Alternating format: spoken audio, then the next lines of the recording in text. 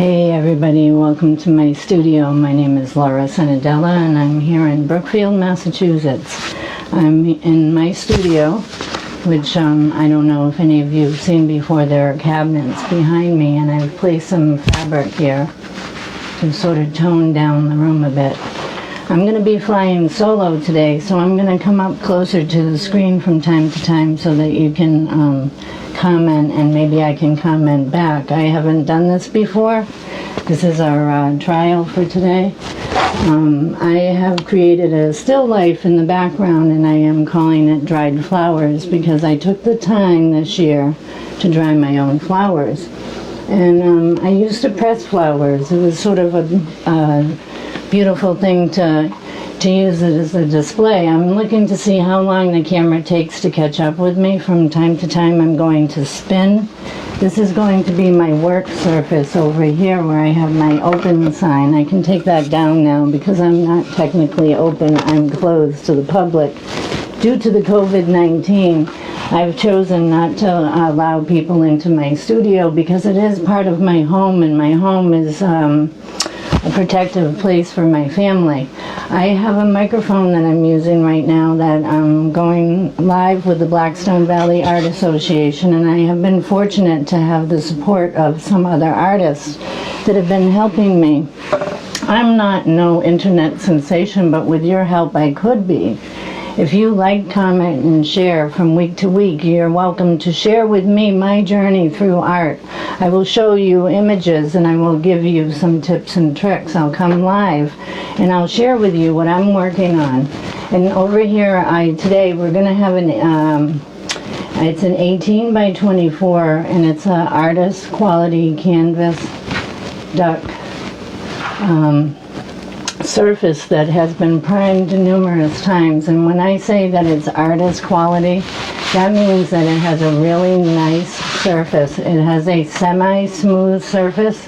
They left it a little bit rough so that it will grab the oils. This is a good canvas, and I wait till they go on sale for like buy one get one or 50% off. Either way, it's 50% off.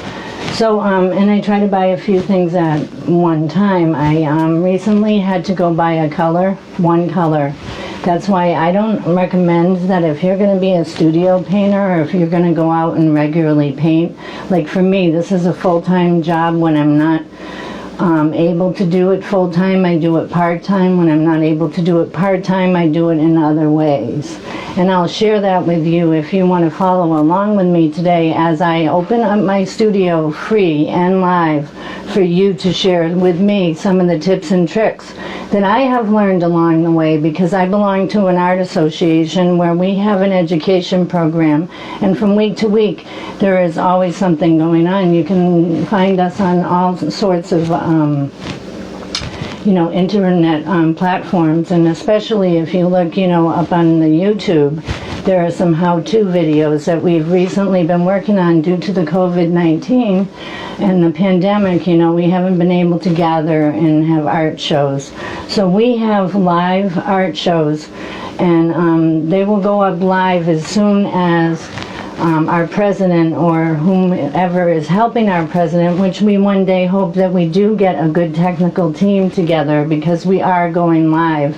And it's kind of scary for some of us, and I think that oil painting was always one of those things for me. I went to school for art, and we were more in the graphic arts. We were working with the Apple computers at the time. I think they were called Macs, and they were large, and you had to a book about this thick full of code colors, and you had to enter them into the computer, and it was really confusing and it was so overwhelming. And that's how I spent high school, that and working on the kiln. And I built a model home, and it had electricity and running water and ... because I wasn't sure what direction in the arts that I was going in, and oil painting wasn't one of those things. It was for those people that sat on the beach and enjoyed their yacht on an island. I had been fortunate to hang around with people like that. I could get on a sailboat and I could go to an island and I could watch them paint, and I was so impressed that I always wanted to be an oil painter, but it was intimidating and it was expensive. So at first, it's really difficult. And I talk about the quality of my art supplies, and I hope that you understand that I'm not telling you what to buy, but I'm saying that artist quality products make a difference, and that's that. But don't stop doing what you do. Don't stop. I heard of someone that was painting for like one of the president's families. I couldn't believe what I was hearing, but like some of you probably heard the same story. But this artist wrote a book. I mean, he was a famous artist, and he bought all of his paints for like $6.99 at your dollar store. And he would go and he would paint portraits of sailboats and yachts and pets and families, and he would say that he would throw away his products when he was done because he was done with that project and he was moving on to something else. So I kind of like have fallen in love with products. It's one of those things, like I heard the other day in one of our other demonstrations that you can find on YouTube, the woman was saying that you can get addicted to products. I'm sort of addicted to my paints. I like the pigments. I like the, I someday I dream of making my own paints because I think of it as pigments and I think of it as additives. And I don't know if that's how I was taught, but that's how I'm going to talk about it today. And I hope that you understand it. And if you don't, please ask the question, because the worst question is the one that you don't ask. And I'm here today live for free and willing to answer those questions for you. So ask away. I'm going to talk and talk and talk and talk, and I'm going to go really fast because we have a lot. I'm sort of blocking right now what we are working on, but if you look on my Facebook page or my Instagram, you'll see many examples of these images, and you can paint it however you want to paint it, and I hope that you paint along, and if you do, please share it with us because it's important, you know, for us artists to work together. But here is my still life, and I have another one on the side over there if you can see it. To me it's to my left, and I don't know, probably to you it's your right. Can somebody clarify that? Because I talk with my hands, and sometimes I talk with my right hand more than I talk with my left, and I'd like to be able to clarify that.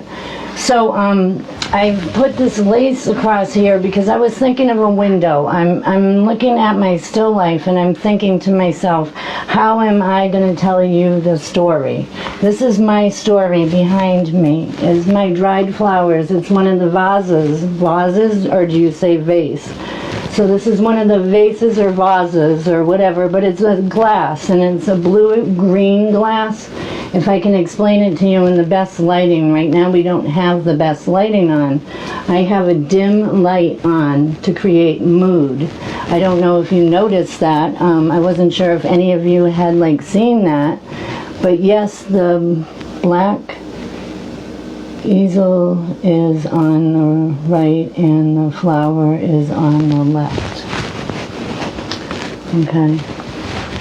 So here I have this upper level over here and that's to show you the depth. I have these cabinets back here. I have rows of cabinets on the top and rows of cabinets on the bottom, and I have a sink to the left. I have a sink on an oak cabinet, and to the right I have these off-white cabinets, and it's really busy, so I use this solid fabric in the background to like tone down the background for me, to make it calm for me, because I believe that like painting is one of those things that like if I really get into it, it's sort of zen. It's relaxing. It's whatever you want to call it. It's spiritual for some people.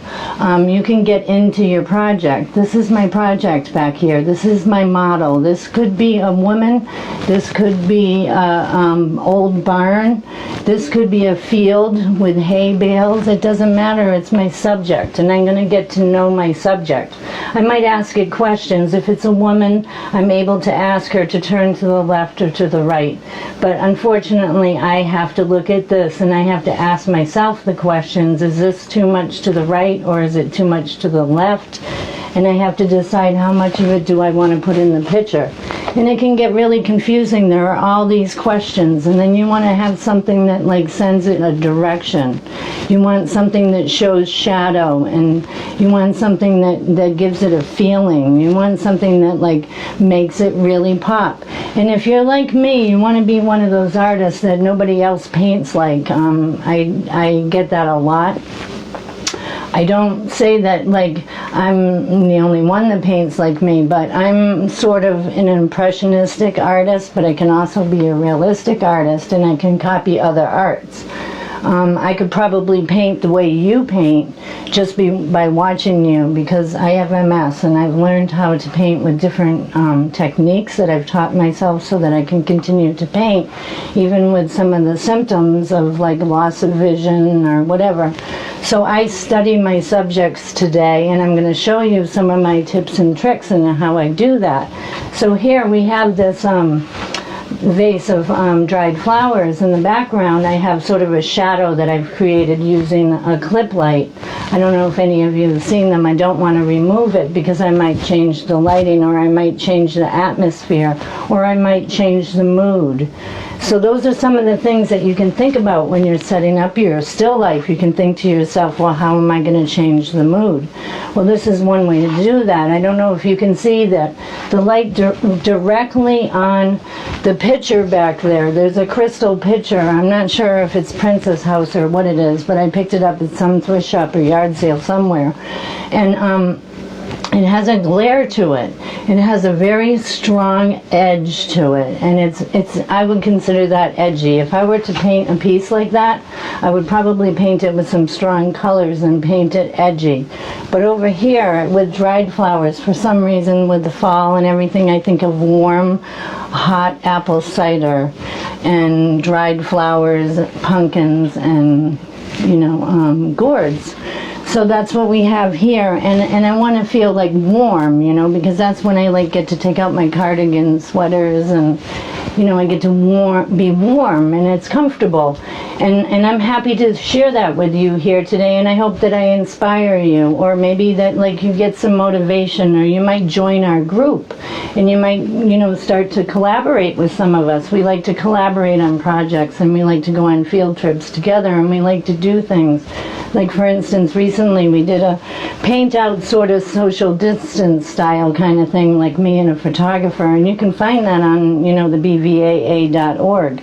I did one for Spencer, Massachusetts, and then we went to Auburn, Massachusetts. And right now, I told you we're having a virtual art show. We recently did an urban sketch in the town of Uxbridge, Massachusetts, and it was pretty cool to get together with some other artists in a social distance style. But so I know that today being here can be really a difficult thing, and it can seem overwhelming and expensive to buy oil paints. Like, for instance, I told you I had to buy one tube of paint, and I'm not going to show you what it is called, but like it's a small tube of paint. And I use basic palette. I have posted some of my images on my social media, and if you get a chance to check it out, you can see I named one of the images after the paint that we're using today. But for those of you that don't get a chance to look at my Facebook page, I'll let you know. I had to buy another True Blue. I bought this True Blue, and I went to the store. And I usually buy my stuff online, and I buy it in bulk, and I told you that those are some simple tips and tricks. But I'll let you look at the still life as I explain to you that I'm really into recycling. I like cans, and I like glass. And I have these cute little jars, I put them inside here, and I can put my Gamasol. I use a Gamasol, which is a mineral spirits, an odorless mineral spirits. And today I think we're going to use some liquin. It's called Liquin, liquin. It's an additive. So we're going to use like 1/5 of the additives today. We're going to use a a bit of paint colors, and that's a simple thing I'm going to show you. I want you to simplify everything, to look at things in a more simpler, not threatening, cheaper, you know, relaxing, but you still can have beautiful. This is a beautiful composition. Now, composition is one of those things that as an artist we get all stressed out about. So I'm going to show you some things today just to simplify things, and I'm going to go rather quickly, and we're probably not going to finish this painting, but if you stick around and you follow me, we'll be back. You know, we'll maybe do a part 2, or maybe Zoom. There are some other options coming up in the future, and I hope that you continue to follow along. So I'm going to explain that I make my own palettes. My palettes are just mine, and they fit, and they're just right. I paint all the time, and I told you I paint in different conditions. I've had paralysis over the years, and I wanted to make sure that I've been able to continue to paint. So I've created some ways, and some simple ways to do things.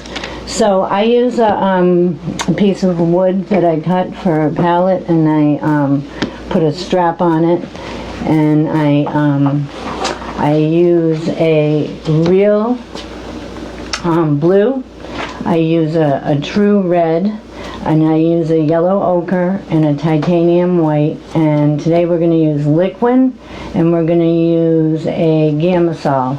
I want to make sure that you understand that I'm not going to be able to continue finishing everything today with you, but I am available. You know, email me, send me a message. You know, I'm most of the time available to answer things. I won't get back to you right away, but I'm rather quick. I'm not doing a whole lot right now. I told you I have a disability. I have a 2-year-old granddaughter who lives with me. She's beautiful, but she keeps our lives very busy. And again, check that out on Facebook. So, in the background here, I wanted to show you that crystal picture and how it has a cold effect. And I'm going to check my lighting. We talked about different images. I've posted different lighting situations, and I want to see today if you can work with me and help me set this up.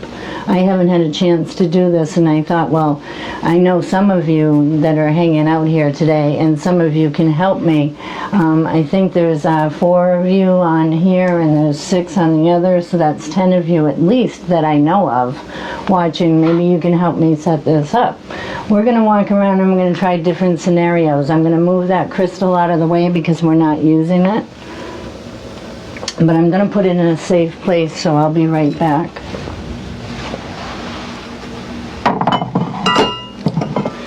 I told you I had a 2-year-old. I had to invent up, way up, way up. So today I have an 18 by 24, I told you, and I'm not working with an image as I usually do. So some of you might be seeing this not as good. You might want to check out my Facebook pages, and you can get other images to look at. And after a while I'll take these down, but for now I'm coming to you live free for the Blackstone Valley Art Association, and I'm going live for Art Cause during the COVID-19 pandemic. I have my microphone on, and I'm walking away from the camera, and I wanted to make sure that you could still hear me. I'm coming back.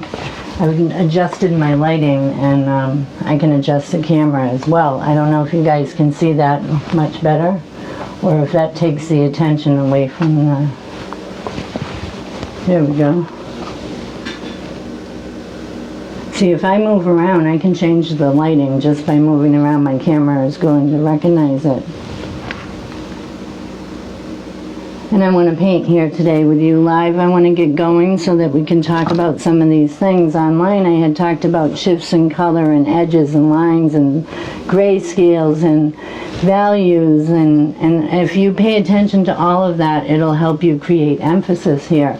Well, I've kind of lined things up with some emphasis, And I'm going to take my yardstick so that I can point this out to you. But I sort of led your eye along the stem here of this little off-white gourd. And then it comes up and over and around the large pumpkin on the right. And then to bring your attention up to these little curvy, I don't know, S-like grass things in the background. You know, I have another gourd. It's very decorative gourd. It's a very flower. I'll post some pictures of it later on, but it looks like a flower on the bottom. I don't want to move it right now because I'll lose where I'm at. So I walked around most of the day, you know, working with this image, and I shared it with you. I changed my lighting situations. I don't know if this is better for you guys or if you like it with the light off. I'll give you a few seconds to answer that question because I'm going to get going. I have to get my paint out. I don't have my paint out right now because I wanted to look at my new color and I wanted to share it with you. I haven't used this blue yet. This is going to be new to us, blue, because I didn't order a large order online. I just picked up one color, the blue. So I'll show it to you, and we'll see if we can get really close to that. You can let me know if you don't think that I'm very close to that. But so I'm going to make my piles of paint really tight because I'm going to make several piles of paint. We're going to have additives. We're going to use an additive today, liquid. It's a gel medium. It's I'd say it's pretty wet. My paint that I'm using right now has a beeswax to it, so it already has an additive in it. And when I say 1/5 additive with my mineral spirits, that's because my paint has a high additive. It has a high beeswax content to it, and it already has some other additives. So I have my blue and I have my red. It's a real red. I have a yellow ochre. It's actually named yellow ochre, but many companies have it. So, but I don't want to sell any products here on Facebook Live for free. But Hansa is a nice color. Those of you that don't use cadmiums anymore, Hansa is a nice color, yellow. I'll show it to you on my palette. And then I like white. I use a painter's white. It's a nice additive for me. It makes it a little bit thicker. It comes in a large tube and you can get many of them for a decent price, maybe 3 to a box, because they know that artists use it as an additive. So I'm going to squeeze out a large amount of that onto my palette because I'm using that as an additive for my lighter colors. But I don't know if I'm going to get to my lighter colors today with you because I start at the darkest darks and I lean into the lighter colors. Lighter colors are last. My highlights are even last. So my white, I usually use a zinc or a titanium white. Today we're going to use a titanium white. And I put my whites down at the bottom of my palette today.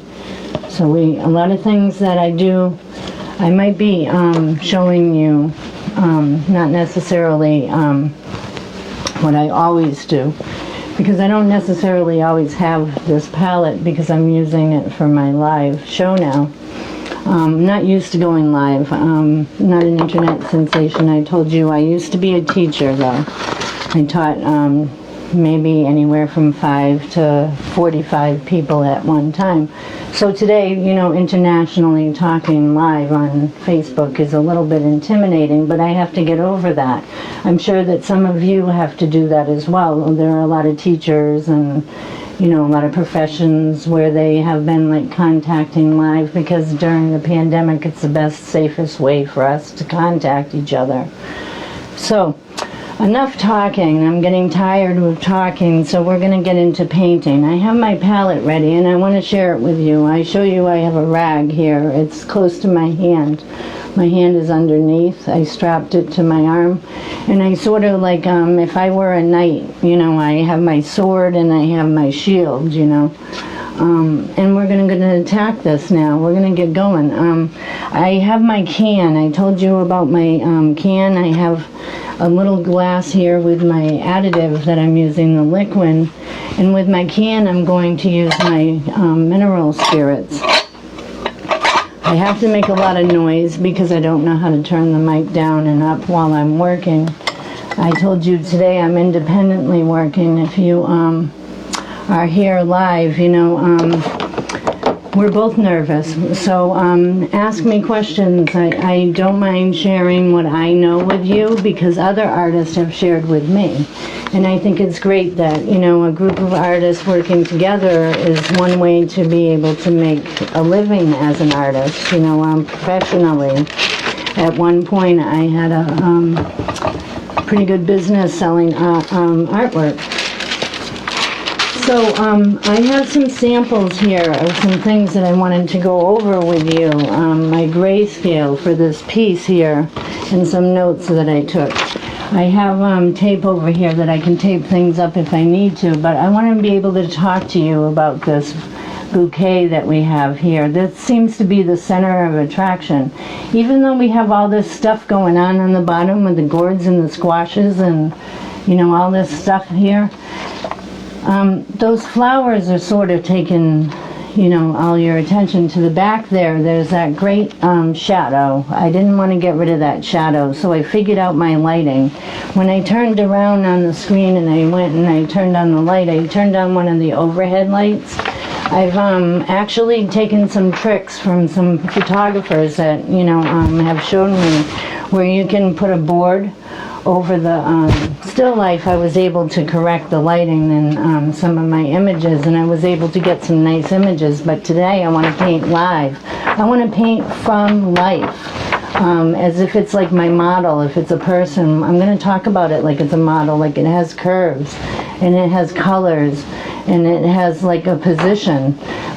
That squash there that has that position where it wraps around that orange pumpkin is pretty superb. And I want to quickly focus on that and show you. And I'm going to turn it into simple shapes. And one way to do that is to draw it down into a pencil drawing. And you can get the black and white areas by coloring it in with graphite or charcoal. And you could get, I'm not going to do that today because we don't have time. I'm going to paint with you, and we're going to pretend like we've already done all that. I can tape this up for a second so that maybe you can focus on it. I'm not sure how well the camera will do, but we can probably work with that. I can probably bring it in a little bit so that you can see it. But I've sort of doodled over the image.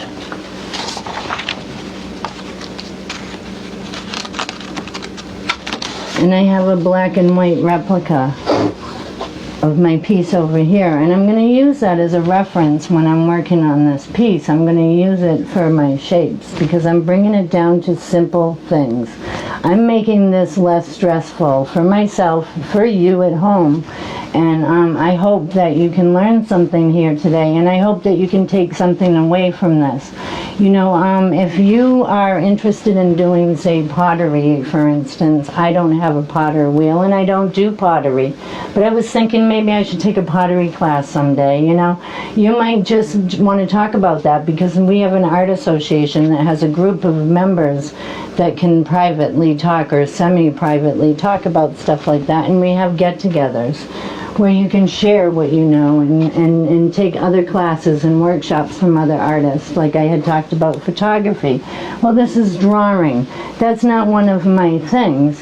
One of the things that I got when I started to develop MS was shaking. I had it at a young age and didn't really know what it was, and later on found out that it's part of my nervous system. And I shake when I talk.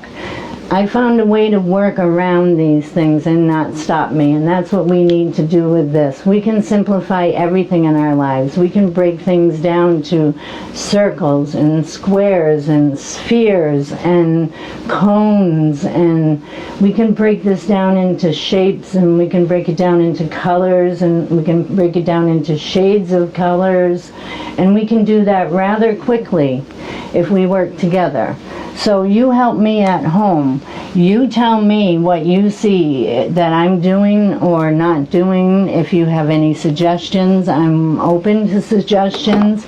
If you think that, for instance, I've not drawn this properly or that my colors might be off, you're welcome to tell me. Not necessarily will I listen to you. I mean, it's not that I won't listen to you at home, but like I don't always follow what other people say I should do. But happy day. We're here. It's a Saturday. It's beautiful. It was a little cold and rainy this morning. I don't know about where you're at, but it was like 38 degrees where I was at. So I was able to put my cardigan on, and it felt all warm and comfy, you know, my nice little warm cup of hot cider, you know, on a nice October afternoon. We're here live in my studio, and I'm going to quickly go through this painting with you. And I keep saying that, so remind me if you want from time to time. My biggest tip in the world is not to be afraid to actually do art. Not to be afraid to actually do what you do, but just keep doing what you're doing, because eventually you will get it. And listen to other artists and ask questions. It's important, you know, it helps, and we together can do things. And during this pandemic, I want things to be simple for me. I have this area nice and calm and quiet, and I wish I could have music, but unfortunately I was asked not to play the radio anymore, please. Thank goodness. I didn't play the radio anymore, but I'm looking for some music right now. I like music in the background. It's really hard for me to paint in such a quiet area. Like I had said to you today, it's just me and you here. And I hope that we can get this done enough that you can finish this at home yourself. And I'm going to help you simplify this, and we're going to do this in basic shapes. And I'm going to stand back over here so that I can show you what I'm doing with my palette and my hands. I hold my hands in different positions, and I do different things with my hands, and you will get that yourself. And how you want to handle the tools. There are certain ways to handle these tools. There are definitely ways to handle the medium. That's one of the things that I should just sit down and talk to you about. Oil painting can be toxic, so you want to have some safety things. You want to have your stuff kept in a fire-safe area. You want to keep your stuff clean. You want to keep your stuff just safe. You know, you don't want to mix your paintbrushes with your dishes. And I have done that over the years. I started using acrylics when I started in getting back to art.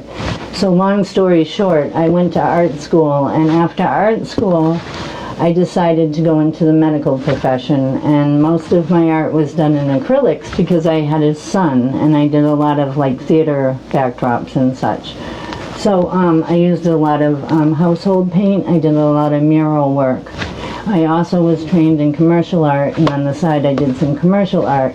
And here today I have a condition where my hands shake, so some of my techniques and some of my tips and my tricks are not necessarily what other people do, and I'm not telling you what to do.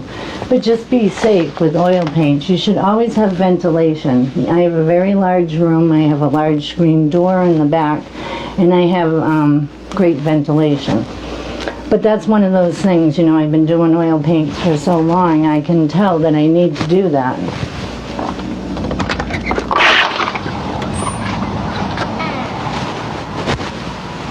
So where I live is in the wildlife. We might hear some noises, a few cars go by from time to time, but I leave my screen door open so that I can paint with large ventilation. And if it gets too cold, I shut it and I open up the window, but I do have fans as well. Fans are great to move it around and get it out of the room. So, but today we want to paint this, and I know you guys are not here just to listen to me, so I want to talk to you about color. This is my canvas. I'm going to use this to demonstrate some of these colors that we're going to discuss right now. I have a backdrop that is a navy blue. I'm not so sure how clear you saw it when I had shut that light off. I'll do it again in case some of you want to paint this. shutting the light off really creates mood, but I haven't lost my lighting. I've actually located a shop lamp that works great for doing this to create a background. That background is really nice. I like that warm purple color with the dusty rose, and the dark blue, I would say, is my black. My black consists of a yellow ochre, a red, a blue, and some more blue. So how many colors is that? I used a yellow ochre, a red, and a blue, and more blue. And then I want to make it smoother. This is a really nice paint. I told you I have been playing with different materials and mediums for a long time. I do a lot of painting. I paint at least one painting a day, most of the time. If I'm having a problem, for instance, I had shoulder surgery, and I wasn't able to go out and paint. So that's my darkest color that I have here on the canvas, and you can see it pretty much what it is. It's almost like a purple. If I were to add some of my mineral spirits now, let me just get my jar. Mineral spirits I keep in a tight jar because I want to keep it safe. It's a tight glass jar, and it's in a safe box. I have a safe box cabinet. It's a large cabinet. Here's my darkest color. Now I need to go a shade lighter so that you can understand. This purple back here that I talked about is a really nice purple. That's actually one of my go-to colors. And I'm just going to take the color that I have now with some of that mineral spirits, and then I'm going to add a little bit of the blue. Just a little bit. I'm not going to add nearly what I normally swipe. I'll show you how I swipe. But I'm going to add that down here. And now it's a little wetter. If you guys do watercolors, you'll understand the wet. I'm going to take a dry brush because unfortunately you can't see that on the camera.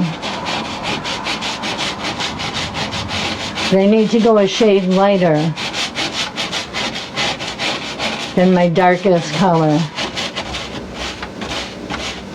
Now that's almost the color of that background that I have, but I can go with some more blue, and maybe this time I'm going to add a little more of the white. I use equal parts of white. When I take white, I take painter's white. Now I have some painter's white in that same. I did not clean my brush. It still has a lot of mineral spirits on it. Not a lot so that it's dripping, but I'm controlling it by using my rag. I try not to use as many paper towels as I'm used to doing, and it's really difficult, I tell you. And now I'm starting to look a little gray. So I might want to now, I'm going to keep that color because I could use it as a gray. But I want to lean more towards the purple, remember? So I'm going to take a little bit, a tip of my brush with the red and the blue. And I'm going to come back over here, but this time I'm only going to do a little bit of the stronger colors, and I'm going to add a little white and white. And I'm going to try to go lighter. I want this to start to turn. This is warm, and I want this to be cool. So I'm going to start to turn my colors like a temperature. Remember I turned off the light? Remember I had the crystal vase that seemed to be cooler? On the left, on my left, it's probably your right. So now my colors are turning. I have red, blue, white, and some of that gray that I started with originally. So now I can tell you I can paint on my canvas that color purple in the background with one of these colors, but I want to go lighter. These are my darkest colors. These are my darkest colors. So over here I want to have a whole nother row of lighter colors. But we want to paint this painting eventually, so I don't want to stand here and talk to you about color forever. But before we go, I want you to see the lighter colors. I want to start to add some of the blue and the red and the yellow ochre over in here with some white. And I'll have a whole nother row of lighter colors. Now remember, we talked about we're going in an order. This would be like if you were to walk at the hardware store. You would see all the colors of paints, for instance, and you could pick out your swatches of colors. We could do that here, and we can just keep going. But you know, eventually I'm going to add a little bit of that Hansa yellow that I talked about, and we can go even a lighter shade in here. And remember, I did not clean my brush again. So what I have on here is a little bit of the yellow ochre, some of the red, the blue, and now some of that Hansa yellow, and it's starting to look like a tan, but maybe I can add some more Hansa yellow and some of those whites and get an even lighter color. Again, my grayish color is still on my brush, so I'm mixing it lighter. But at some point I'm going to stop and I'm going to clean off my brush, or I'm going to switch brushes, because that's one thing that I do. I have a tendency to just like stick my brushes in a can or you know, like a container, bucket, whatever, and then I go and I start up another color. But so like right now, I don't know how many colors we have up here. Do you? We can keep going. I added the Hansa yellow, and now I want to like have some greens maybe. There's a lot of greens and gray greens. So in these lighter colors, I might want to add a green. So I just picked up some of the blue with that Hansa yellow that I had, and I have a greenish color, you know, but maybe I want it to be more Hansa yellow. I can add some of the Hansa yellow over in here, and then we can say we want to go lighter than that even. Maybe we want to now add, you know, a mid-tone. We can add more white and maybe some Hansa yellow and some blue and get the mid-tone, and then we can go even lighter and we can get the lightest light. You know, we could go really light green, because we're going to have to do highlights at some point at the painting. But I don't want to stand here and talk about colors all day with you, but I do want to show you the colors that I see here. And I know that right now we're like in the greens, but if you add a little bit of red to that green, you're going to get a nice pumpkin color. We have a pumpkin back here. I'll move out of the way so that you can actually see the pumpkin. But in the background of that pumpkin, it's sort of a brownish reddish color. So I might just use some of the red, the yellow, and the yellow ochre with some Hansa yellow. And I'm going to get a brown, a nice brown, to be the background of that pumpkin. I don't know if my palette is in your way. And I told you I can bring this closer so that you can see it. But right now I'm going to get this whole thing done, and I want to whip this out because we only have a short time. I don't know what time it is. Let's see. Can't see it on my phone. So that's good, so I can just keep going anyway. So I'm going to take one of my paper towel times now. Like I said, I'm using less. This is one of those techniques that I can't get with the rag. Because if I use the rag on something like this, for instance, I get a lot of cat fur. You know that I have a cat. I'm not going to fill a canvas with cat fur. The cat is banned from the studio at most times, but he gets in sometimes, and today he changed the screen so that all I saw was this guy's face and inhaling smoke up his nose, and it was way huge. I think I set the screen to like 175, and then the size of it was probably like at 375. So if any of you blow up your screens on your laptop, you'd know what I was talking about. It's pretty severe. So now I have some mineral spirits on my paper towel, and I can take all of this paint that we just talked about. I hope you guys were taking notes, because we really don't have any of it left anymore on the canvas.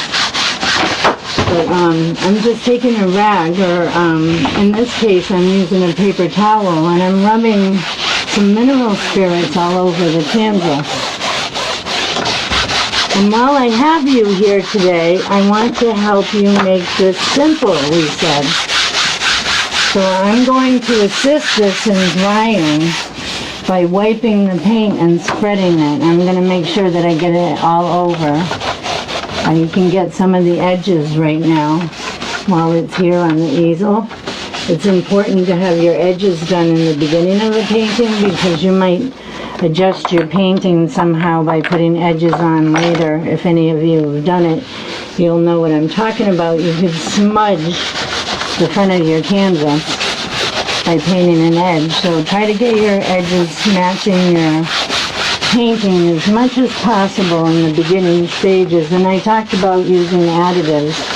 Right now I've used a very thin coat of paint while I was discussing my colors with you.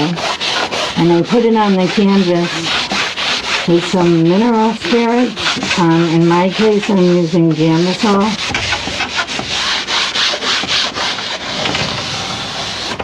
And I'm hoping that it dries rather quickly because we're using one of those colors which is a red and it doesn't dry very fast. White doesn't dry very fast. We used a lot of white over there, but I sort of assisted it along by adding some mineral spirits to thin it, and it's like a stain. But in the interim, I'm not going to stand around and just wait. I'm going to start to draw in my piece. And I talked to you about turning the lights on. I think I'm going to leave it off so that the focus will be over here on the left here. You can see my piece. I have the door open so that the light, the natural light, is coming across onto my canvas here. And I'm going to take some of the blue, the yellow ochre, and the red, and I'm going to begin to draw my piece because I don't know how much time we have and I want to get as much as I can done and talk to you about it. But at the first stage is just to get that white out of there. We've already done that. We stained the background. And you know what colors I use. I told you that I like the darkest color for me is where I begin. And I lean towards the lighter colors by adding less medium each time. So let's begin the drawing. We talked about drawing. I keep saying I don't draw, but that's not true. I draw all the time. I begin to draw my paintings by using the colors that I see that are dominant. And here there's a lot of blue. And I've mixed my color right here, like in front of you, by adhering it onto the canvas. I'm going to paint my painting. I use the blue, and I've sort of decided where do I want to place this. I was thinking maybe I want a window over here or something. Let's just talk about that for a minute. I'm going to show you how you would draw something like this, but I'm hoping that I can change this piece to be my own by creating something in my story for you that others have not. And if that doesn't make sense to you, keep painting, because it will eventually. I'm going to use the same paint because I'm using a medium that's rather thin and I can spread my drawing around. This would be similar to me drawing, say, with a Sharpie or something. I can straighten up my lines at this point and I can move my color around. For instance, if I didn't want this here, I could actually wipe it off with my rag. You know, I could lighten this area and bring back the dusty rose that's in the background. Or I could like maybe, you know, draw this line maybe a little bit straighter. So now I want to put these forms in here. I might have to subtract a whole lot here where maybe this gourd is. You know, I'm going to kind of draw that gourd out. And remember that my darkest darks is how I begin. And in my shading, you know, in my basic shapes, I'm able to get the shape of this rather quickly. I'm not really 100% sold on this drawing. As I go along, I might want to like tighten my shapes. But if I look at things in basic shapes, I can see that this is almost a triangular. But then there's a section here where it goes down and it comes over a little and it goes down again. And then it sort of rounds off a little bit here. And if I keep thinking that way in basic shapes, and I, you know, for instance, I want to use dry brushes to subtract areas. I can use that to maybe subtract these areas, or maybe I might want to lighten it. Or maybe I might want to use it on the next shape. I can use a larger brush. Don't be afraid to change your brushes. The larger your brush, the better you will be able to see the basic shapes, because you're not going to get the detail that you would use if you would get, let's look for a smaller brush. Can you hold on 1 second? It's over here. I hate putting my back to you. So remember, if you have any questions, please ask. I can read the screen. I can come up from time to time, but this is a basic shape over here. I'll draw this for you with my stiff brush. We'll draw this over here so that you can see it. It's a basic shape. It's sort of like a box if it was turned. So take a box of, like, you know, paint in your kitchen. I think that painting in your kitchen is a great place. There's a whole bunch of shapes in your kitchen between your cleaning products and your appliances and your, I mean, just keep practicing. That's my biggest recommendation for tips and tricks. But here is your basic shape for the vase. And then all of a sudden we get this shape here where the neck is. You have a neck. It's just your basic oval up in here, the neck. Maybe I might need to steal some of this paint. You can do that. You can steal some of this paint there and maybe like move it over here. So I can get my basic shape of the vase here. Let me move this around. I hate that here. Let's see if you can see this a little bit darker. I know that sometimes my painting is not going to be as dark as that you're going to want to see it here. I can darken it. I don't mind changing my painting. Most of my paintings are not finished after this segment. So I made this a little bit darker so that you can see it. I just added a little bit more red and yellow ochre. So, but I don't really want that up there. I'm going to just use that same piece of paper towel because I can recycle it, you know, and just move it around a little bit, and it'll be part of that background purple area there. So I hope you understood what I meant, because I got rid of it, you know, but there is this like purple color back there, so we'll leave that there for now. And I'll take my large brush again, and let's go back to getting the basic shape. So there's this squash thing. I really like this gourd thing. It looks like a squash, like a blown out zucchini maybe or something, but I don't know my names of gourds. I suppose I should. I've been painting gourds the past couple of years since I've lived in this area. It seems like it's a popular thing. So I've been painting gourds. They're very shapely, which is great. So I might want to make it a little bit darker. You know, in the back it might want to be a little bit lighter. In the front it's going to be a little bit darker. But in the back there it's yellow, and in the front here it's like a green. So it's sort of rounded. It's not really rounded. It has these like humps that come around on it. You know, we can paint those in there as we get going, but I'm just getting my basic shapes right now. I just want to pay attention to like basic shapes. This is sort of like a oval, or maybe like it could be like I don't know. Let's say that it's like an egg, but we want to add a little bit of that warmer in the front. So we will add a little bit of that yellow ochre and some of the hands, equal amounts. We'll add that to that shape.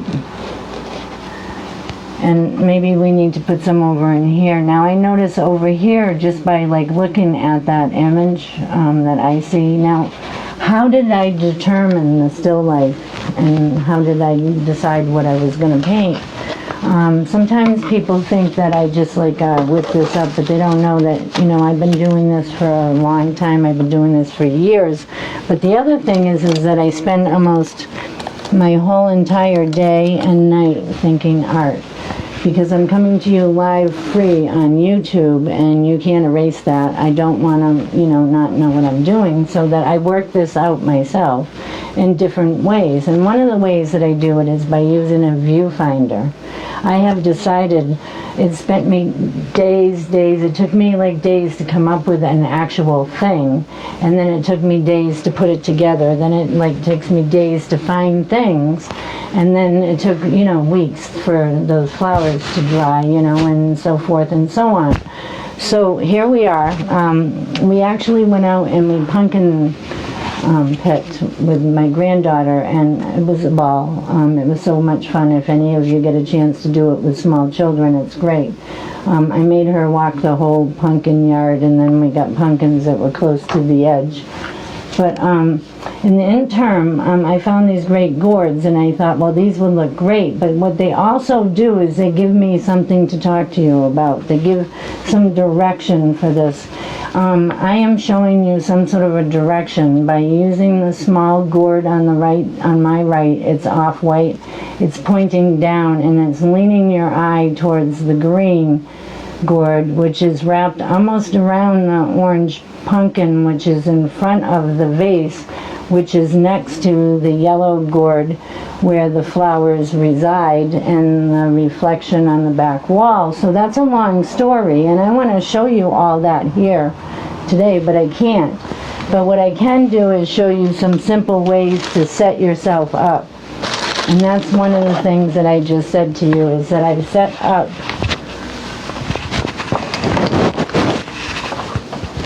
I'll be right back. I have to grab the kitty.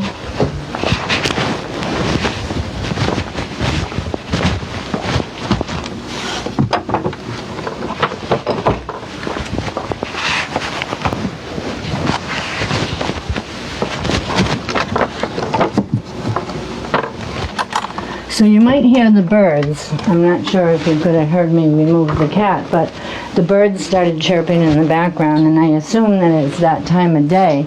But I live in a wooded area, and we have a lot of baby birds and small birds. But so one of these things is basic shapes. Take your painting down to the most basic shape. Yes, this gourd has all kinds of characteristics to it. Characteristics, it's like a character. It has curves. It has these lumps, and there's different shapes for different areas. We're going to emphasize on that later. Right now we want to think egg. We want to go by the basic shape. We want to go by the furthest shape that we see.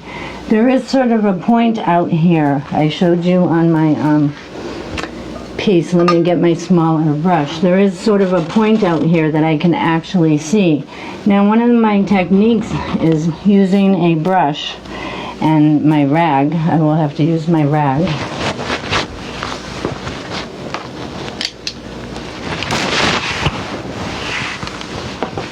I can remove the staining process to draw my piece. Remember, today I said that we're not going to finish, but I want to get as much across to you. So if you continue to add these layers of colors, you will eventually have it dry enough that it will. But right now we're in the beginning stages of staining or drawing our composition. And I've already been looking at this for some time, so I have somewhat of an idea of where I need to go with it. To show you something, I would like to make sure that today that you walk away with something that's new and that may help you later on in your own artistic endeavors. You can paint with watercolor or acrylic in a similar way. Other than with the watercolor, you want to start on your lightest colors. We're starting on our darkest colors. One of the reasons for that is so that it creates a shadow or a depth, a line. We don't want it to be a hard line like this line. Right now we're going to leave that, but later on we're going to blend that in here. I can show you that with a little bit of the blue. We're going to fill this whole area in here with a darker color, but not right now. We're not going to pay attention to that hard line, but we are going to soften that line later on. But this squash is on a hard side of the drawing. Then I want to decide how big do I want to make my pumpkin. And if I looked at my squash and I turned it around to my pumpkin, it would be about the same size here. So my squash to my pumpkin. So I'm calling my gourd a squash. I'm not sure what it actually is. It's a gourd. Gourd is a gourd. It slightly comes over. I can see that by a trained eye. So what I said before was practice, practice, practice. I might not get this straight, but I'm impressionistic. I don't expect to get this spot on. I expect to be able to show you something about what you see over there, and similar to here. So my stem now is a thing, and I'm going to need that darkest color, you know, the blue, the red, the yellow ochre, and then I'm going to use some of that liquid that I talked about, because I want it to become a little more glossy. I'm not so, I don't want to use the mineral spirits up this whole time. I want to use some of that liquid. So I want it to dry fast. I need to speed it along. So I want my darkest color to be around each one of my objects. In here it's sort of a brown.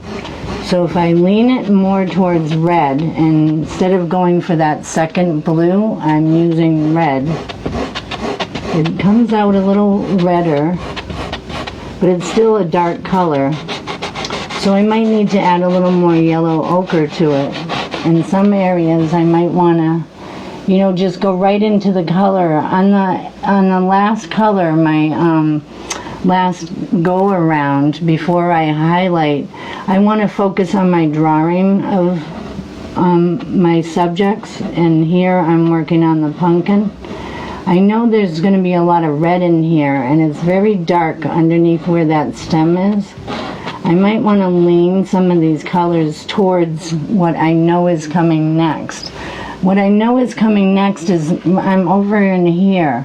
I'm following along with this piece as if it were like a bunch of shapes in a mound over there, because that's all it is. It may be a beautiful pumpkin, but if I just think of it as like there's a stem coming out of here, you know, in the shape of the stem, and I just follow the lines of the stem, and I just, you know, use the colors that I know are the last colors. The very first color I put on is the last color that you will see. So if the stem were, you know, in the green, in the beginning when it was hanging on the vine, it was green. So it was a really dark green. Remember we made a really dark green? We used some of the red, the blue, the yellow ochre, and then we used the Hansa yellow as my light yellow. But I can also lighten it. We could actually just like paint it right here, right now, instead of like waiting along. We just add a couple of whites. We can like lighten that area where it's very thick right now. I can sort of sculpt in some of my lines, which is kind of exciting for me, because I told you someday I might want to work on a kiln or something. I like clay, but I don't have the strength for throwing clay now. So I paint like that sometimes. I paint very thick. This is very thick. I told you the mediums that I use are very similar to the acrylic mediums. You can use a gel medium that is similar to the liquid. You can find a lot of this information online, because you've been fortunate that during the pandemic a lot of artists are going live. There are musicians going live. You know, it's a great time for learning. You know, if we're going to be in this internet, you know, world, try to simplify it as much as possible, so I can put a lot of focus on one area. I did that stem while we were talking, but I still want to make these things pop, so I don't want to lose focus of where I was. You know, I might want to move some of that brown paint down in here and sort of outlining each one of the shapes with the darkest color. Remember the coloring books with the thick black lines in it? That's sort of how I start my paintings, but I try to think of like what color would be like the furthest orange would be like a brown, because there'd be a little bit more blue, red, and yellow ochre, and then be more like brown in the background of like the orange color. But you know, the lines would be really dark in the pumpkin. You know, we can put some of those lines in there. But I have a red. I don't want it to be so red. I want it to be a little bit darker. And I have to do that for the camera. A lot of times I struggle. I can see what's going on in the camera.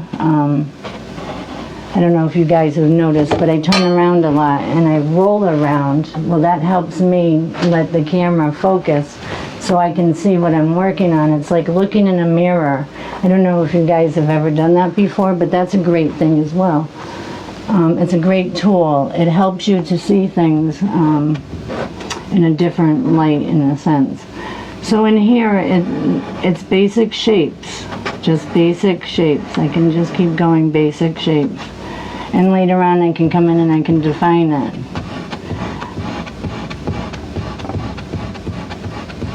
You know, and I can go back and correct my drawing. You know, I use my paintbrush and I use my eye a lot to get things done because I don't need to make it exact. I by no means paint things exact. I'm more impressionistic, if anything. I don't like to classify myself because I like to try new things all the time. But this is too much red over here in this yellow squash. So I'm going to just keep removing some of that onto my rag or rags. I might need to switch to a bigger brush. This was nice for drawing, but for this process it's always better to start large because you don't want to put too much focus on the area you would like to simplify it. I'm using simple shapes. Again, remember there's like an egg shape down in here. And then this neck. I can pretty much follow that neck. Whoop. That light's going out.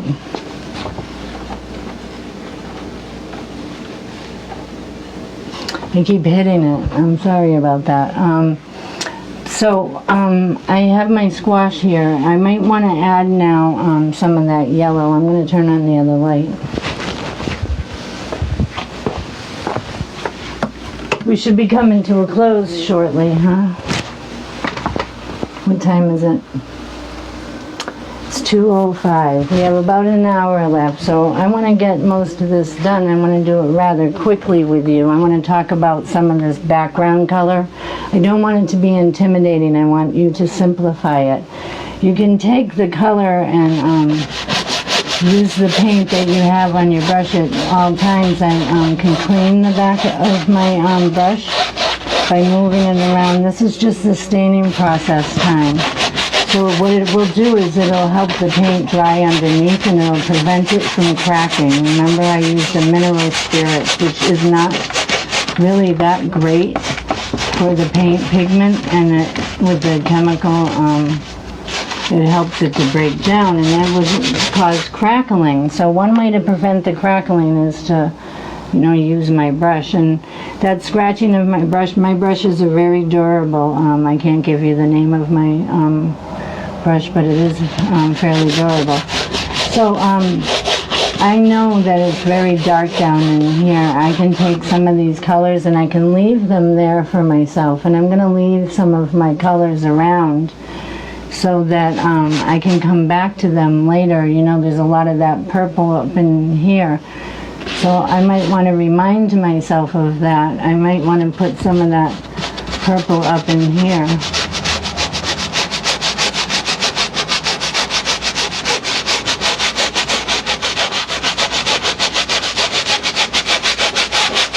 This is the scratching process. I'm moving the paint and I'm using a fairly dry brush. I'm roughing it up. I'm getting it on the canvas with some color, but using very minimal color during the staining. I want to make sure that I didn't know how high I wanted to go with these flowers. So I'm just going to rough in an area. I'm going to lower my vase. So I can do that at this point because I have very little paint on the canvas. I can move it around. See, I can get my colors where I need them. I know that that's going to be a greenish color. There's a olivey green stem thing coming out of it. So I can use some of that color. I can pull it through, but I don't have a detail brush right now. I don't want to put too much detail into it, but I know that it's cone shaped. You can look at that and you can see that those flowers are cone shaped. And I might want to like use some of that drawing technique that I talked about. I'm going to use some of the mineral spirits on my brush, and I'm going to subtract some of this area here using my paper towel to assist me. I can subtract that paint here to get a nice strong line. I have a nice strong line between here and there. I want to make sure that I don't lose what I have here. I have my vase. You know, I can subtract. This is kind of time consuming. So now I know that there's more blue there. I could just put some more blue there. We could just leave that blue there for now. And we can draw in the neck. Remember I said I sort of dropped it a bit, so might want to like drop it a bit here.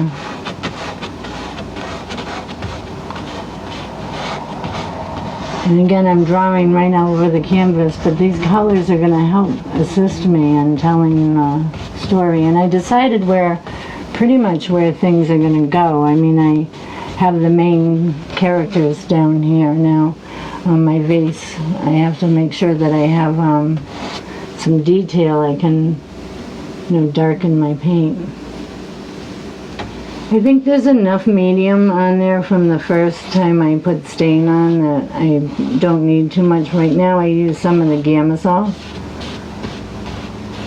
just to get movement and make it flow. See, it's flowing and I'm getting those shapes that I need. But I don't want to lose my vase, so I can just draw it right back and see, right over it. Now it's translucent. I can work my colors over here, but at the same time I can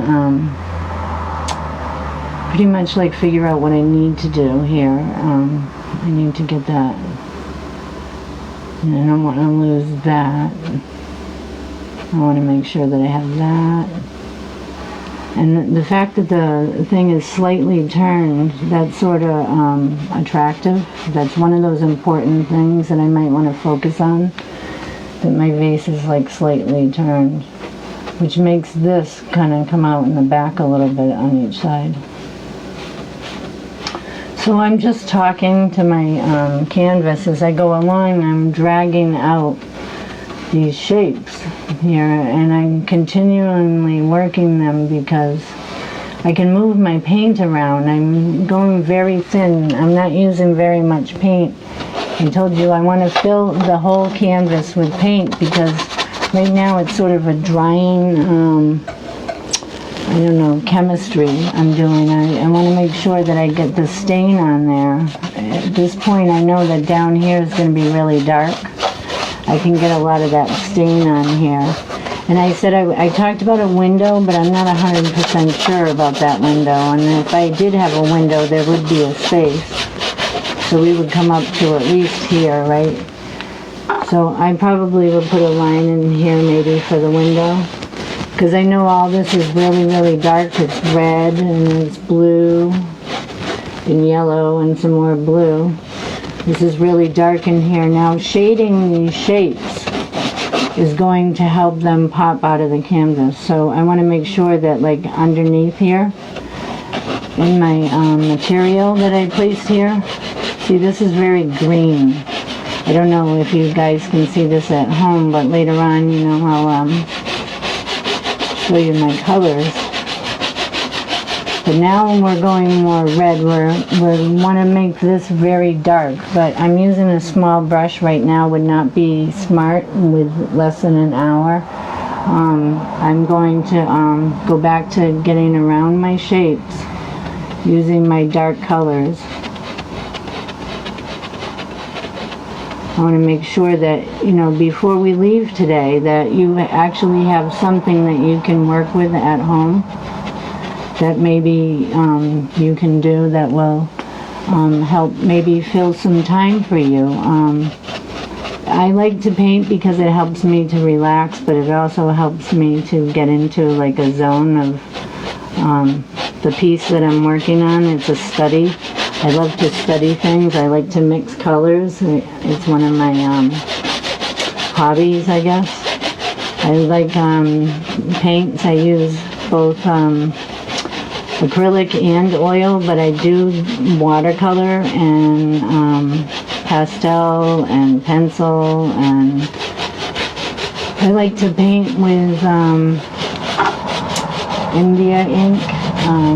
I was thinking of doing Inktober. I don't know if any of you guys are doing that, but I'm decided not to because I like to finish some of my paintings. I don't get a lot of time to paint. I told you I live a fairly busy life, and I'm grateful, but painting is one of those things that I take really seriously, and I don't want to like start something that I don't think that I can get back to or whatever. So here, speaking of getting back to, I'm starting to get the stem here, and I can paint that in now, which helps me see that the drawing was a little bit off. So I can take some of this purple here and I can bring it up in here.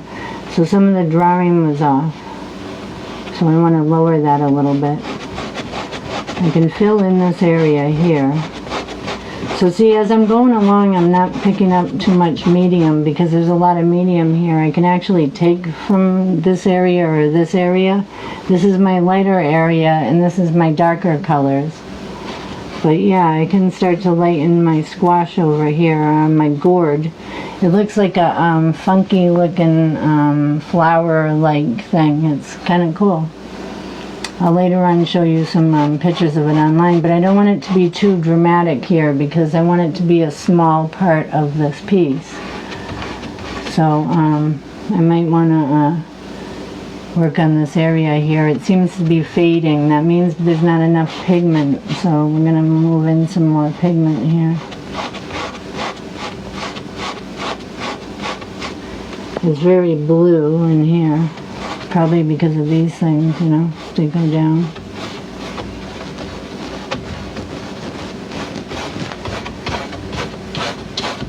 But see, my stems in here, I know the direction. Sometimes it's good to give your painting some direction. I'm not really putting in anything in this area except some shapes of stems, because later on I'll throw those flowers in there.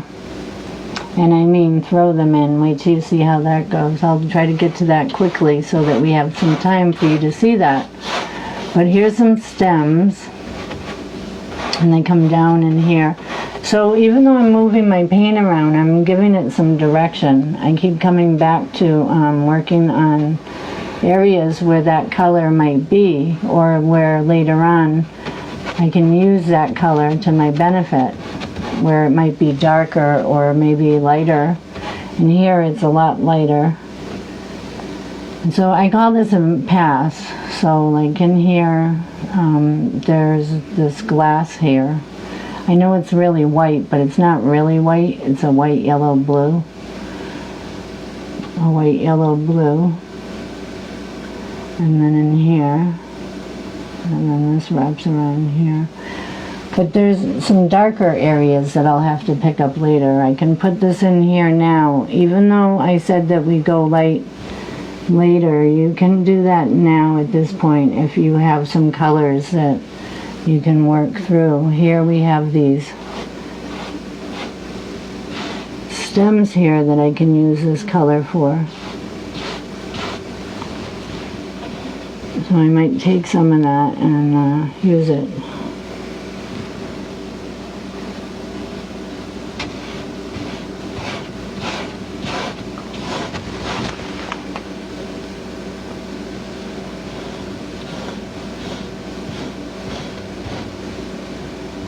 So we have our shapes, our basic shapes here. I talked about trying to find the most basic shapes that you can start with. And then we started with colors, and I said that I took some of these colors from down here, say, and I put them up in here. I can keep doing that. I can take from here and darken this area, and then I can take some of that here. But I want to show you as much as I can, clean my brush off by, moving it over in here. I might want to switch brushes at this point because it'll give it a whole new feel. That's one of the things that I'm trying to do here with this dim light that keeps blinking. Let's see if we can correct that.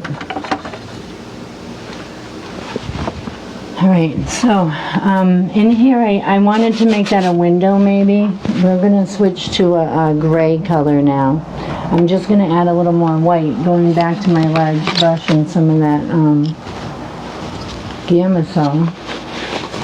I'm going to add some white to my gray light color. And I'm going to put that over in here. Now I'm not sure if it's a window per se. Starting with the purple, right? Some yellow ochre and some more blue. And with some white and some mineral spirits, we can dry this up rather quickly.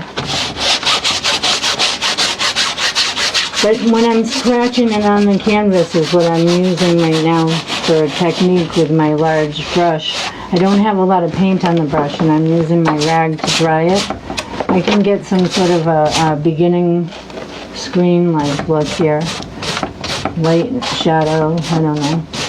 But I like that color a little bit over here, so I might want to spread some of that, maybe down in here. But definitely down in here I can go darker. Let me grab some more blue. In the meantime, I'm going to back up so that you can see what I was talking about.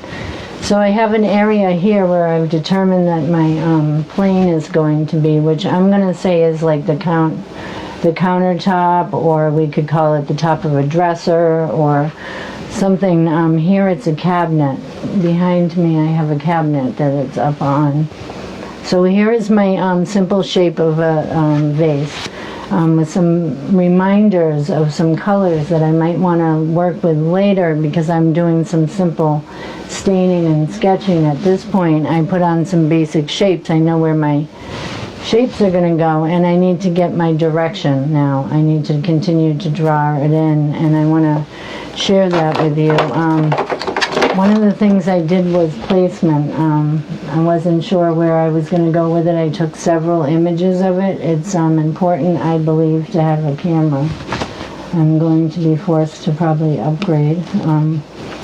And it's frustrating, but it's also important as an artist to learn to keep up with technology because, we're going live here today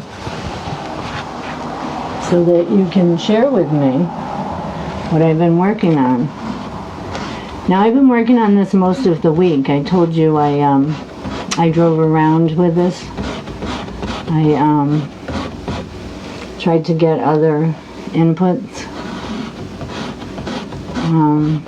I placed it on the counter. I've adjusted the lighting. I've moved my easel.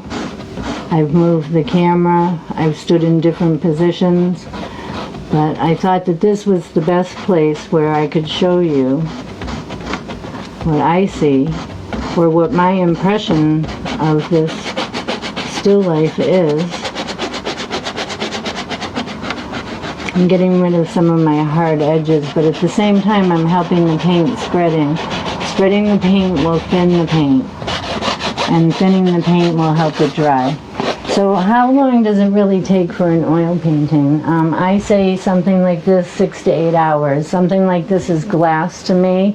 I take very seriously. My glass might be a long study. Not that I'm going to sit there and paint for 6 to 8 hours, but sometimes I might want to look at it differently. I might want to try different lights on it. I might want to change the temperature. I might want to change the mood. I might want to change the direction. But I want to simplify it as much as possible so that I can paint something like this. And I would say 6 to 8 hours.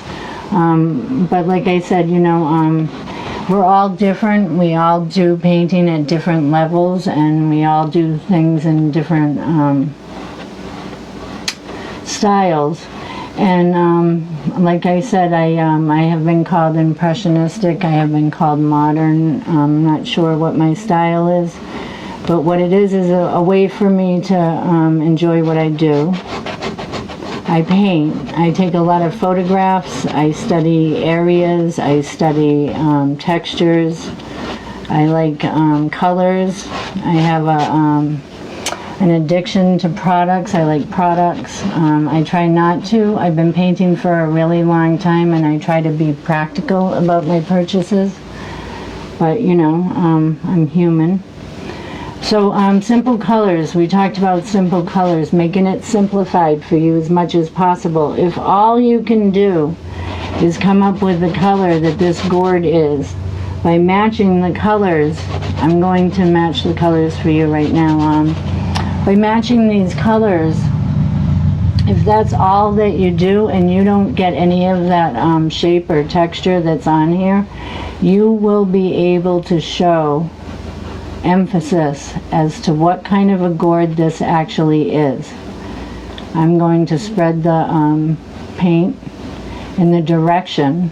I'm going to spread the paint in the direction of the gourd and the colors that I see, because it's only my impression. Remember, one time I lost my vision was affected. I don't remember what they called it, but it was optical neuritis, and I lost my vision, and I wasn't seeing things clearly.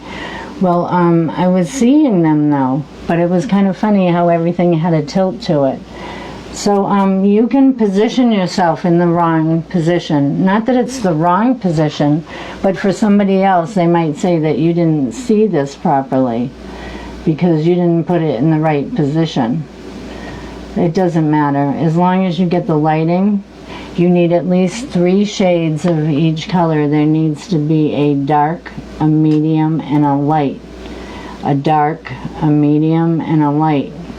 And it doesn't help to skip that part. You know, you can just use the solid color. Remember I said you could go by the solid color, but if you can, you know, with practice, that's why I say practice, practice, practice. Try to get the depth of something.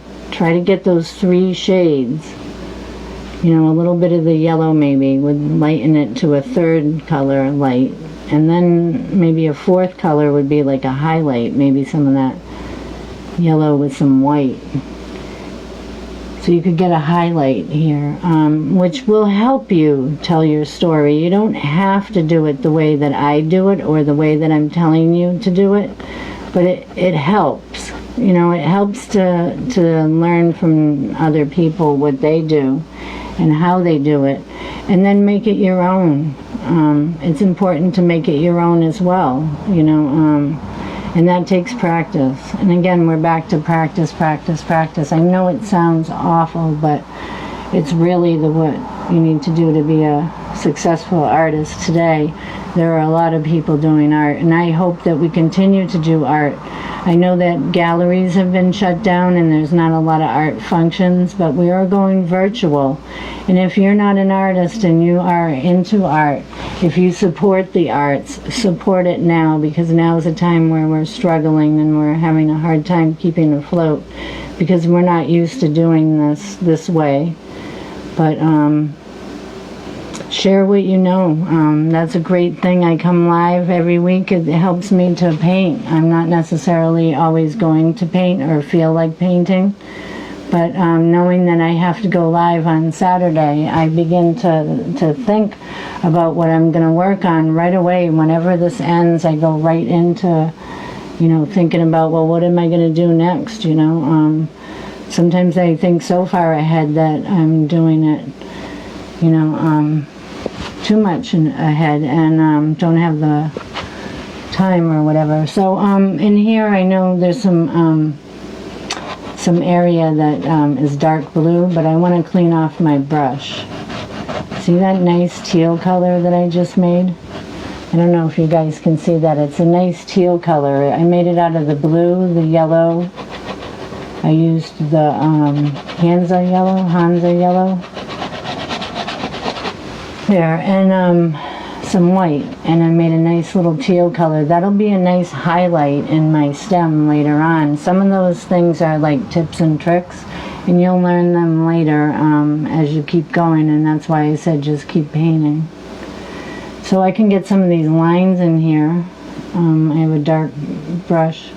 It doesn't hurt to highlight areas or to, like I said, those coloring pages, that dark color, like the black, the blue, the red, the yellow. Fill in this area here, real dark blue. And then there was a shadow under in here that I think is important, but right now I can't seem to get it on too red.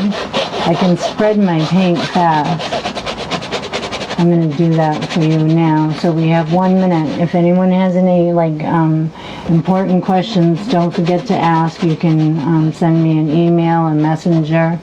I'll do my best to get back to you as soon as possible. I'm not always quick at doing it, but bear with me. This is all new for me too. I'm not used to painting live on Facebook. I've done it in the past, but not like this. I'd be like maybe sitting on the side of the road painting the mountain in Palmer, for instance, Brimfield, or at the river over in Brookfield.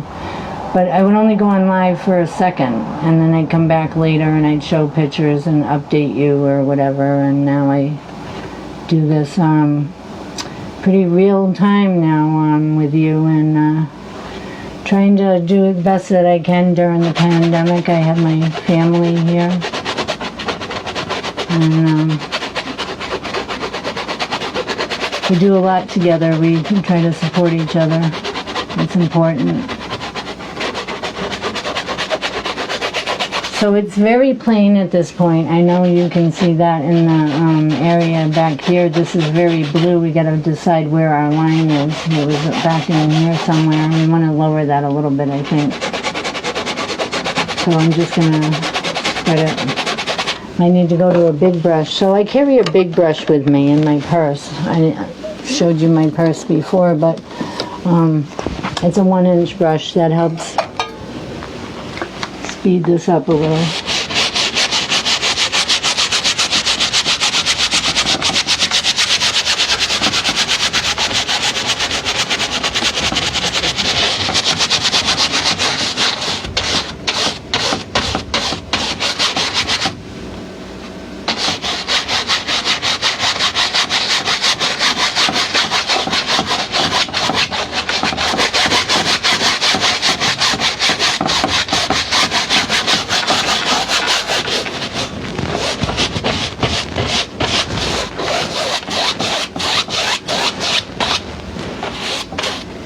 So remember, check us out on YouTube. We have great videos.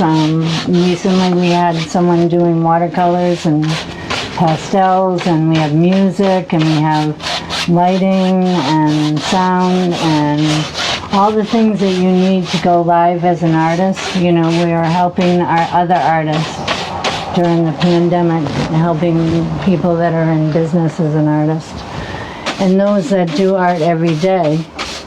Because art is important in a time like today, like especially during the pandemic and whatever, and you need to keep things simple. This is a nice thing that you can do as a hobby. You can do it professionally. You can do it for awards. There are a lot of awards. I've won quite a few of them.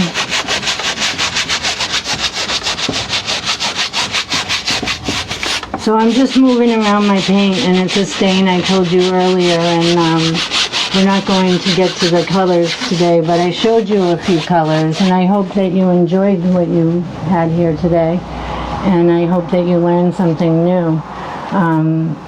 I heard that, thank you for those of you that have stood by us. I heard that, some of you are painting at home, and I would love to see what you have. Make sure that you send it to us. You can get the information. We are on most social media sites.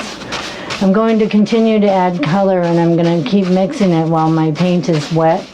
I said it's sort of similar to a watercolor painting. The more layers that I put on this thin coat, the more depth that you will begin to see. The piece should begin to come forward and the background should begin to go back. Now in the back the colors are cooler and in the front they're warmer, so I'm going to add cooler colors over in this corner here, and I'm going to use warmer colors down in here. But that doesn't mean that I can't stay with the same color. I just need to use different values. We talked about values being one of those things. The simplest way to get your values is to stain your painting and to build on it, because you're going to use layer after layer after layer, and each layer will become a different value. In my drawing, I won't be able to stick it here very long, but in my drawing here, my value down in here, this area here is very strong. That would be my darkest shade of any of the colors that I'm using. Anything that is down in here, especially down in over here, will be the darkest. And I can make note of that, but right now I have to continue to add layers of paint. And I'll do that using less and less medium each time, and you'll see that my colors are becoming richer. Not that it's richer like, you know, in money and whatever, but richer in tone and value. See, the blue and the red and the yellow ochre is getting stronger. And if I keep going with it, and I can do that right here on the canvas because it's wet and it has stain on it. My stain being wet is helpful in drying. Oil paints take almost a year to dry. I know people think that that's awful, but it doesn't mean that it won't be dry tomorrow morning. It'll feel like it's dry. And because I'm using these additives, it's really going to be dry in like a week or 2 weeks because I've assisted it. Now you can learn all about that online. If you look up any oil painter, they are welcome to share their secrets. Most of them, we love to paint together. I used to paint outside all the time with friends, and now it's a little bit more difficult, but we did do some urban sketching, and if you get a chance, please check that out. And we're still having art shows, like I said, but we're not gathering. If we do, it's in small groups, like I did that town of Spencer, Massachusetts, and Auburn. So if you have any questions, you're welcome to ask me. See, now my color has started to come through. That is my third or fourth pass. That's what I was telling you earlier. Those are passes. That's how many times I touch the canvas with my paint. That's going to be my skirt, or like my background for now. I'm going to walk away from that and I'm going to look at my greens again. I want to make sure that the greens that are down here are different than the greens that are back here. The greens in the back are going to be lighter and the greens in the front are going to be darker, but they're different greens.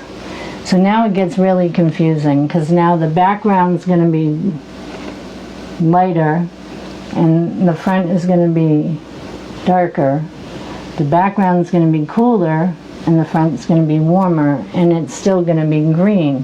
So how can I do that only using a few colors? Well, I'll show you. It's very simple. I can maybe put up a piece of watercolor or maybe a board. I have a board here. I know that's paper. Paper makes an awful lot of noise on the microphone. I'm sorry about that. But I have a sample paper here.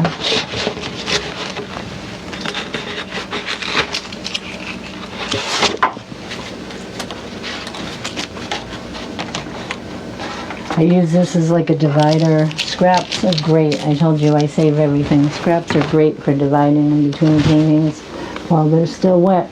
So I want to make sure that the green in the background is lighter, and I want to make sure that it's cooler. So I'm going to start with a blue.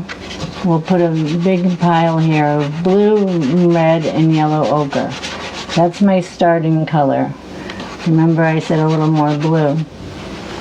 I'm going to use some of the mineral spirits because I want it to be thin, but not too thin, so make sure you keep your rag handy. That's a huge tip and trick. So see, my black is almost black. You know, when it drips it looks like it's gray. So I started with my blackish color now. I want it to be in the background. I want it to be cooler. I'm going to use that Hansa yellow with that color. And that's my bluer background. Now I need just a tip of the red. Not too much red. Red's a strong color. And I can get that same color here. Warmer, cooler. So I need Hansa.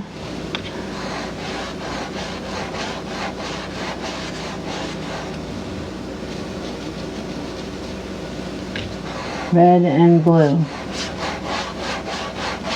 So this is warmer, this is cooler. This is darker in the background. So how do I get this lighter? Well, I'm going to use some more of the mineral spirits and more of the color. Blue and yellow.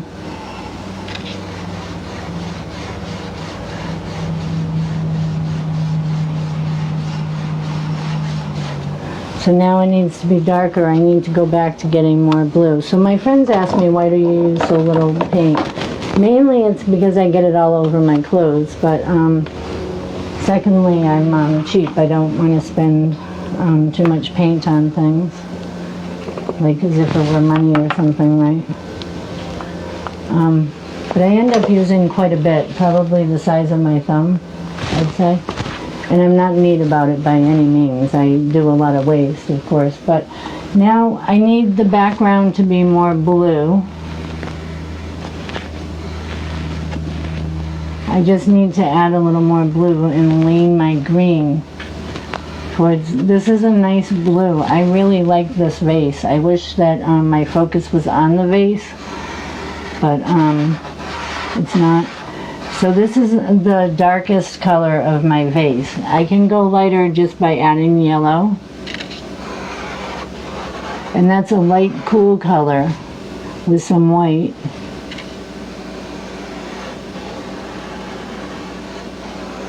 And now I'm into the warms.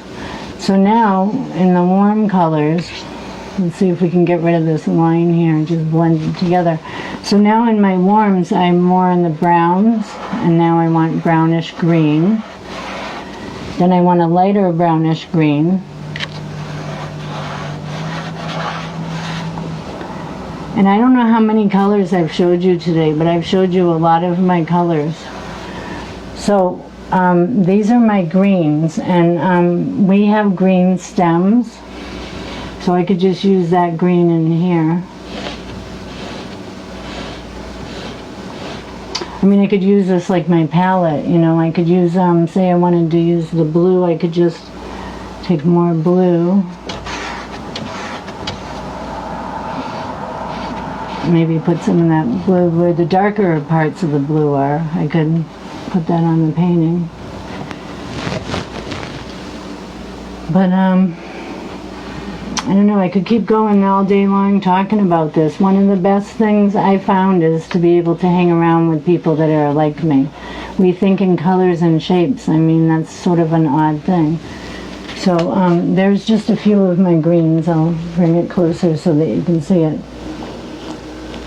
And that's only using a basic palette. So you too can do this at home. It just takes practice. You know, don't think of it as overwhelming. Keep it simple, you know, basic. Start simple and work your way into something more complex. So in here I know it's glass, which is going to be really, really light, so we can actually put some white in here for now. I know where the white goes. I can actually put it in here.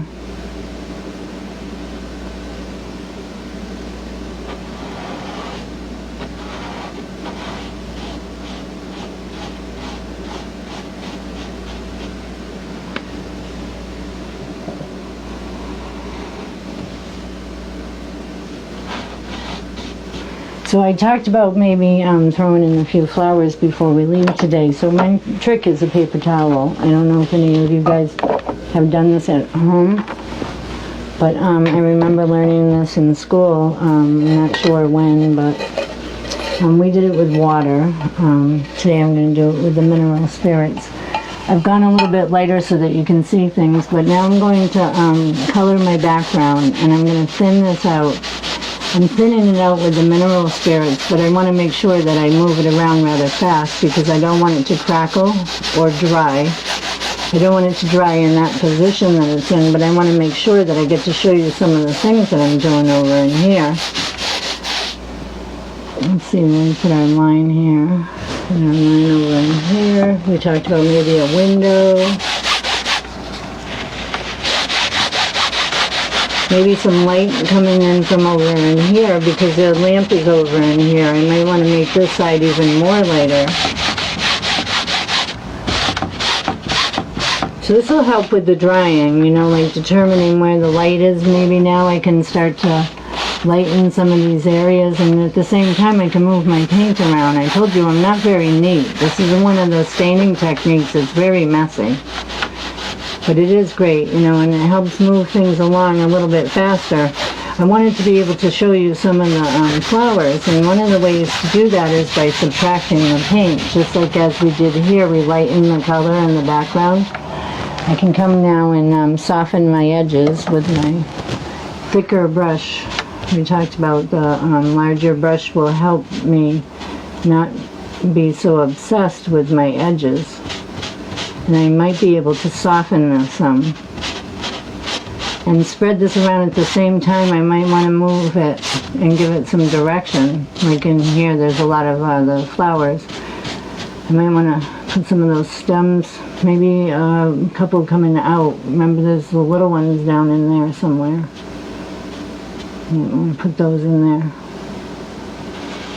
I want to make sure that I don't lose all this area here. But I don't want to put too much focus on shape.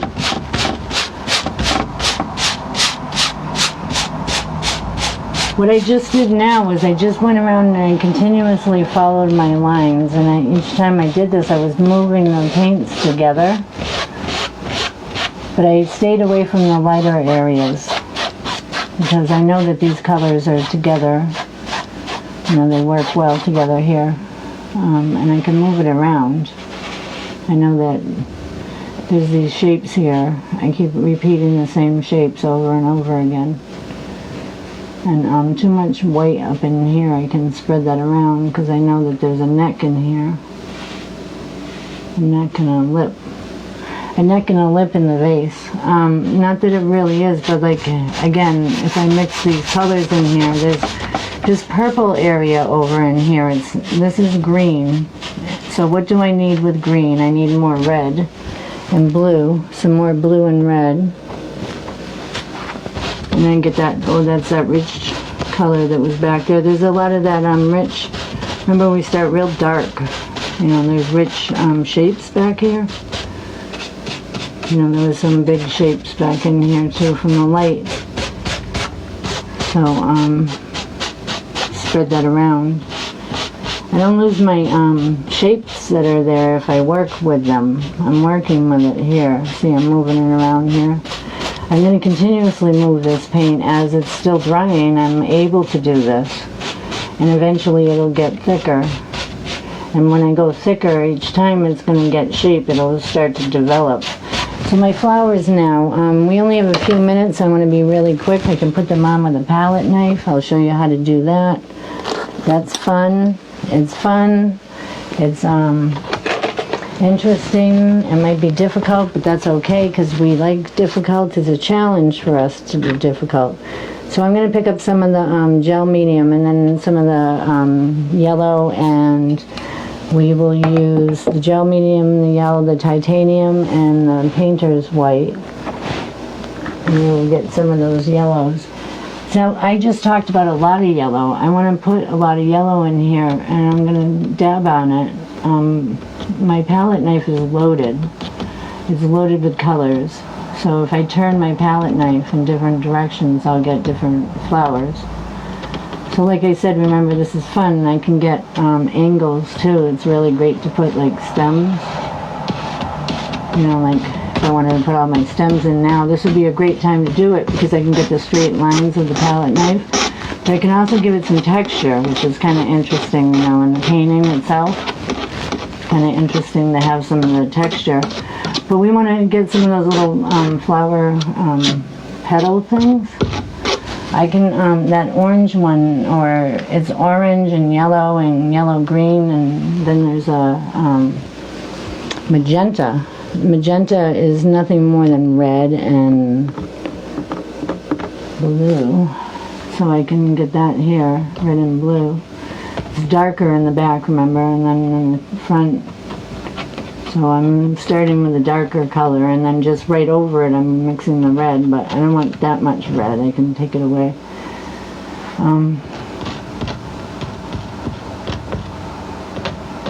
I showed two of them. It looks like it's split, like split in half or whatever. So, my vase, there's the problem right there. My vase, I can get that line now. I have a red paint. So what do I need? A blue and some yellow. In the front, it would be yellow ochre. Would be closest to me. I can put that on with the palette knife.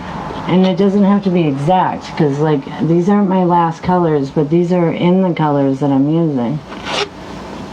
I think that it's kind of like the end of this is kind of fast.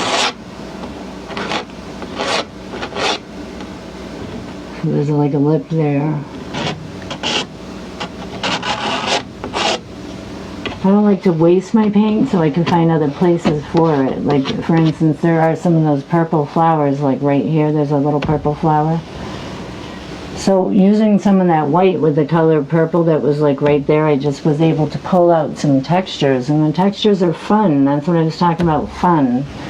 See, the texture is fun, but I might have to go at it a few times because I like that like green color that's there. I can think that that's green and then maybe like purple, so I would need more blue and red. So I could like dab even like the little colors on here, like, and that's fun. It looks like kind of realistic. There's some more of that up in here. Put some more up in here. So I want my painting to kind of be like infinity. I'll paint the edges. Using the same color, I could get the palette knife. You can work the palette knife like all around. So I'm doing it all around. I can even like scrape in some of these little branches. And these little flower stems, like I could put stems like here. So those are foreground colors. Now I build up on that. Let's see if we can get this fixed here. I'll shut off the other light so that you guys can see the atmosphere before we cut off today. That purple in the background is really something. I mean, that's something that I'm going to think about. Like, I talk about it, but like I'm going to think about it, but I could also put it in my piece. Like, make sure that right now I have that nice purple in the background that I like. Scratch it in there. Which I can take some of this paint over in here and lighten this area. We might want to lighten that area a little bit, especially where the light came in. I might want to put some of that white in there now. Because we're coming to a close, I'm going to start to take my notes and try to get on the colors as fast as I can. Remembering that like the direction, light kind of comes in like this and bounces back off, and it would come down like this. You know, so I can spread my colors and smooth it out so it dries fast. We can stay away from those areas that I think are important, but continue to add color. I'm going to continue to add color until I am past my drying point. And when I think that I've come enough, that I feel that I've told you a story.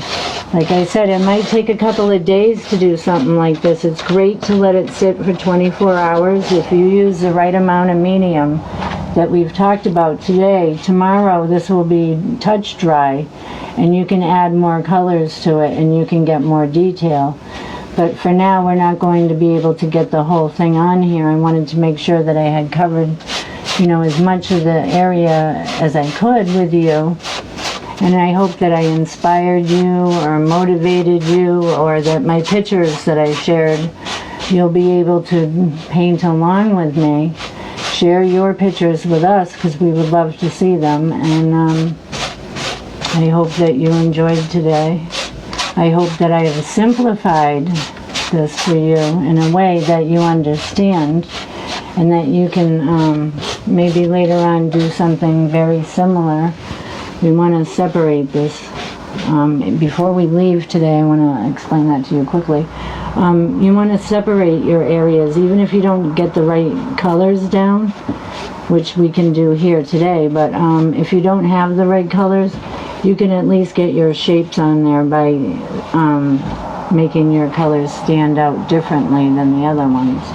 And here we're going to make it very dark, because it's lighter the closer we get. There is a shadow behind each one of these objects. Remember, don't forget them, because those are very important. They will help you not only understand your paintings, but they'll help explain your paintings to somebody else that wasn't there when you were doing it. Because we can't always see what you saw that day. You can help us to see it in many ways. You may not paint like me, or you might not have the same interests, but you can learn something from me. And I hope that you did today. I hope that you learned something that is important in helping you during this difficult time. I'm just going to continually mix my colors, I told you, using less medium, so you'll see the gloss doesn't really show. This is a high gloss. The liquid medium is a high gloss. You won't really see that until I have a lot of paint on here. I'm going to continuously build up on my colors and shapes. There's some shapes in here in this shadow. The shapes are probably what makes the shadow back there. It's a dark purple. But it's just the reflection of the dried flowers. I should have called it reflection of the dried flowers. Well, it was the first year that I dried my flowers in a long time. And I usually don't mind helping somebody else that does that. So I want to make sure that I don't lose my colors here. I'm going to use up what I have on my palette. And I'll continue to paint, and I hope, again, join us. Check out the YouTube, the Facebook, you know, the social media sites. We'd love to see what you're working on at home. Join us. We do virtual art shows, and we hang out one way or another. We can help each other. Artists need each other in a time like now. And we have a lot to say. I mean, here we're only talking gourds and pumpkins and vases and dried flowers, but I hope that my colors will help you. You don't have to do what I do. It's just what I do. And I hope you learn something. Happy day, guys.